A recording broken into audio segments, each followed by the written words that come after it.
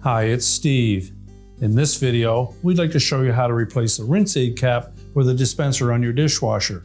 It's a really easy repair. Let me show you how we do it. Now, to do this repair, we'll begin by opening the door up completely. If the old rinse aid cap is still in place, you'll need to remove that. Simply turn it about an 1/8 of a turn counterclockwise.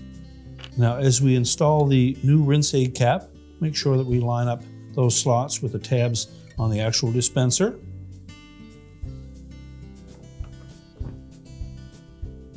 And be sure to turn it clockwise until it locks in place.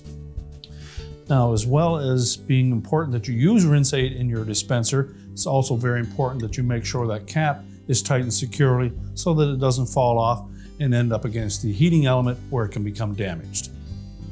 Once we've replaced it, we simply need to close up the door and your repair is complete.